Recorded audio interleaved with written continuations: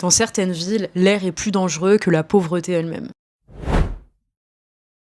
Derrière ce sujet, il y a une réalité simple, le niveau de vie influence directement l'exposition à la pollution. Sachant que 716 millions de personnes des pays les plus pauvres respirent un air toxique dangereux, notre qualité de vie dépend-elle vraiment de notre environnement? Les populations les plus précaires, près du trafic et sans alternative pour cuisiner, sont aussi les plus touchées par la pollution. En Asie du Sud-Est par exemple, beaucoup de foyers utilisent encore du bois ou des déchets comme combustible. Et comme ce sont souvent les femmes derrière les fourneaux, ce sont elles les plus exposées. Au final, cette pollution révèle une réalité, elle renforce les inégalités et impacte directement la santé. Et ces pays font face à des pics de pollution de plus en plus fréquents et intenses. Et le problème, c'est que le changement climatique rend ces épisodes plus imprévisibles. En Thaïlande, par exemple, la brume toxique dure de plus en plus longtemps, alimentée par la sécheresse et les pratiques agricoles. Et ça a des conséquences très concrètes puisque certaines femmes enceintes sont obligées d'adapter leur quotidien pour éviter d'être trop exposées. Par exemple, adapter leurs heures de sortie, éviter certaines zones et essayer de garder un espace propre chez elles. Mais en réalité, tout le monde n'a pas les moyens de le faire. Aujourd'hui, certaines villes ferment les écoles quand l'air est trop toxique, des masques sont distribués,